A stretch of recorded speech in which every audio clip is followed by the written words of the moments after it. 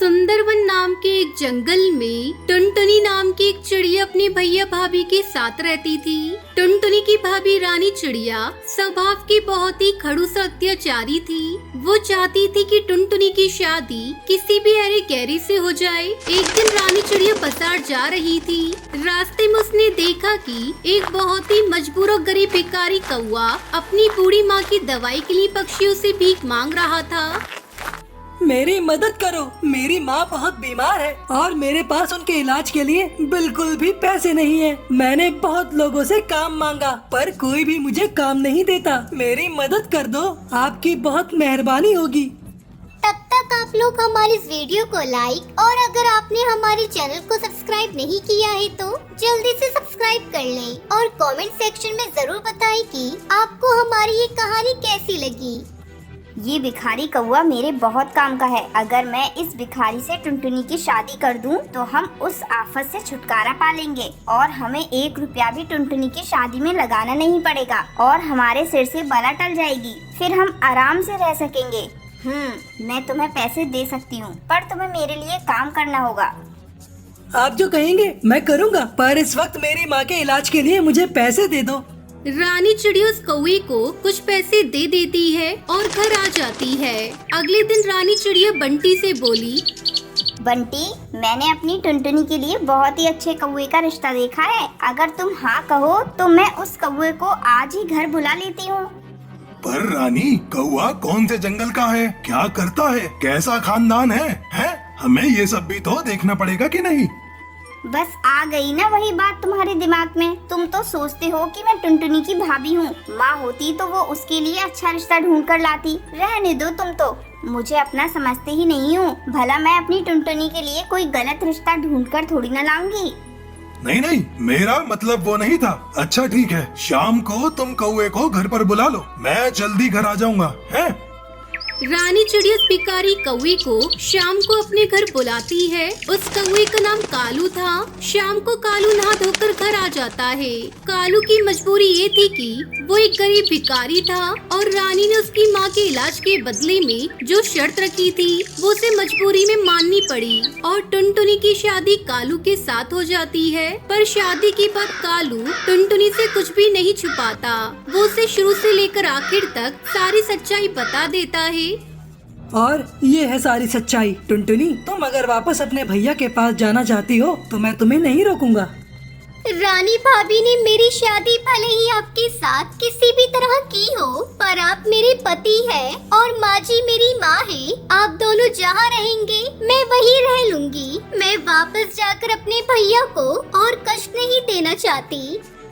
टुनटुनी और कालू उसकी माँ दूसरे जंगल के निकल पड़ते हैं और कालू और टुनटुनी मिलकर नदी के पास एक झोपड़ी तैयार कर लेते हैं और टुनटुनी अपनी सास और कालू के साथ उस झोपड़ी में रहने लगती है। कालू के पास कोई काम नहीं था, इसलिए वो टुनटुनी के साथ मिलकर जंगल से लकड़ियाँ काट कर लाता था और उसी को बेचकर वो गुजारा करते थे। एक दिन कालू और टुनटुनी जंगल में लकड़ियाँ काटने गए हुए थे। अचानक बहुत तेज मूसलाधार बारिश हो गई। वो दोनों कुछ देर जंगल में ही रुक गए। तभी उन्हें किसी की कराहने की आवाज आती है। वो दोनों देखते हैं कि गहरे गड्ढे में बूढ़ा तोता गिरा हुआ है और बहुत ही कमजोर हालत में है। टुनटुनी और कालू किसी तरह से बूढ़े तोते को गड्ढे में से बाहर निकालते हैं और अपनी झोपड़ी में ले जाते हैं और उस बूढ़े तोते की सेवा करते हैं। अगले दिन बूढ़े तोते को होश आता है।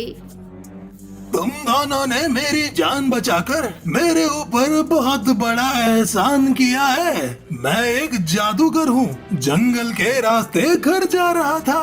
गड्ढा झाड़ियों से ढका हुआ था। शायद किसी ने जंगली जानवर को पकड़ने के लिए ही वो गड्ढा खोदा था। पता नहीं, शायद बारिश में नजर नहीं आया और मैं उस गड्ढे में गिर गया। तुम दोनों वहाँ नहीं आते तो मैं शायद बच भी नहीं पाता। बाबा, ये गरम गरम हल्दी वाला दूध पी लीजिए। अच्छा, तुम सब यहाँ रहते हो? कालू उस बूढ़े जादूगर तोते को अपनी सारी बात बताता है। अब तुम सबको परेशान होने की कोई जरूरत नहीं है। आज से ये झोपड़ी एक जादुई आलीशान झोपड़ी में बदल जाएगी और तुम जो कुछ भी मांगोगे वो पल भर में पूरा हो जाएगा। इतना कहकर वो बूढ़ा जादूगर वहाँ से चला गया और उनकी वो झोपड़ी आलीशान बन गई। अब टुनटुनी और कालू और उसकी माँ आराम से उस आलीशान झोपड़ी में रहने लगे। उनके पास किसी चीज की कोई कमी नहीं थी। टुनटुनी, सचमुच तुम हमारे लिए लक्ष्मी रूप में आई हो। तुम्हारे आते ही हमारे सारे दुख दूर हो गए।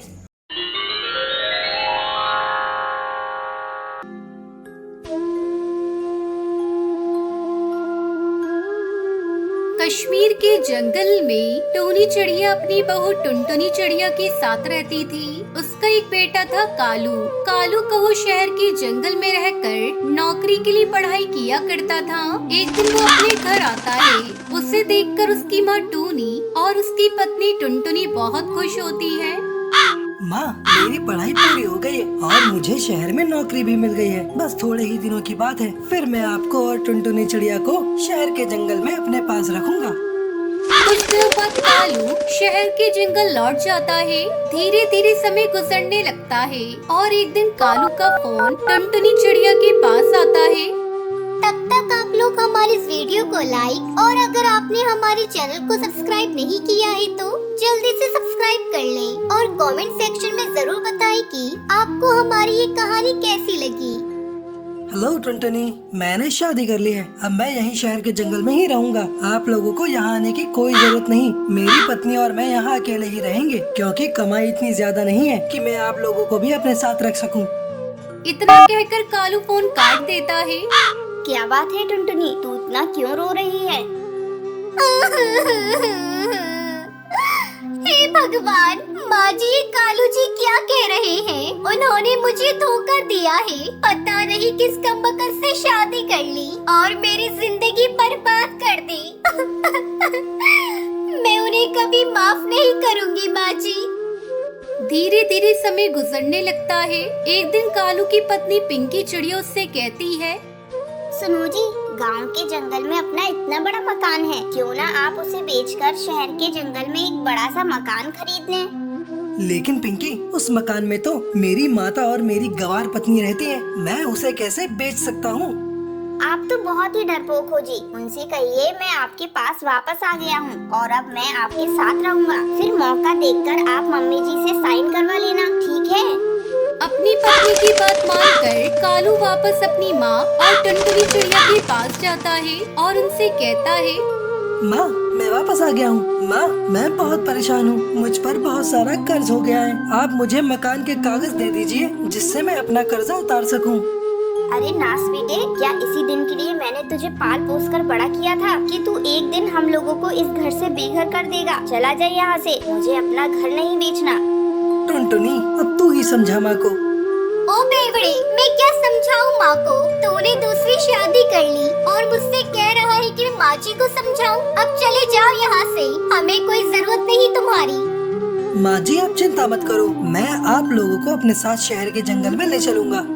नहीं कमबख्त, हम दोनों शहर तेरे साथ नहीं जाएंगे। तू अभी और इसी वक्त यहाँ से चला जा। मैं तेरी सूरत भी नहीं देखना चाहती। उसके बाद कालू को वो अपने दोस्त बंटी कबूतर के पास जाता है।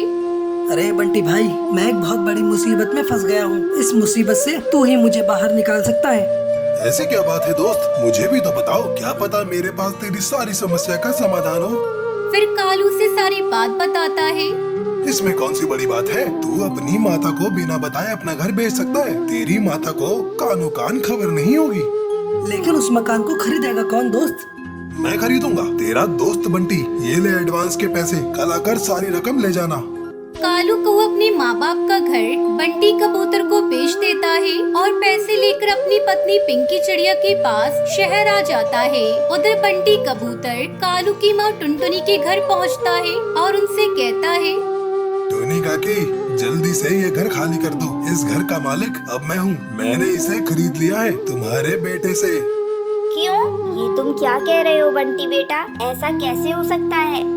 ऐसा नहीं हो सकता माँ जी, हमारे पास यही घर बचा है। हम इसे छोड़कर कहाँ जाएंगे?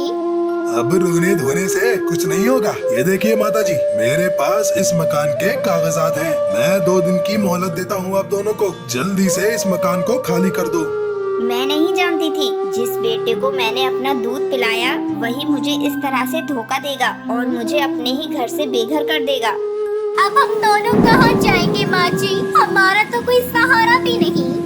मत रो टुनटुनी बहू, हम दोनों को तो जाना ही पड़ेगा क्योंकि मेरे बेटे ने इस घर को बेच दिया है। चलो हम दोनों कहीं और चलते हैं और अपना घर फिर से बनाएंगे। टूनी चिड़िया अपनी बहू के साथ अपना घर छोड़ देती है और जंगल में इधर उधर भटकने लगती है। तभी उन्हें एक साधु बाबा दिखाई देते हैं। वो उनसे कहते हैं, ऐसा लगता है आप दोनों के पास रहने का ठिकाना नहीं है। टुनटुनी चिड़िया अपनी बेबसी की कहानी उस साधु महात्मा को बताती है। कोई बात नहीं बच्चा, मेरे पास बहुत सारे लकड़ी के बांस हैं। उस लकड़ी से अपना घर बनाओ और उसमें खुशी खुशी रहो। आपका बहुत बहुत शुक्रिया साधु महाराज, जो आपने हमें लकड़ी के बांस दे दिए। फिर टूनी चिड़िया और टुनटुनी चिड़िया उस लकड़ी के पास से एक घर बनाती है और उसमें खुशी खुशी रहने लगती है।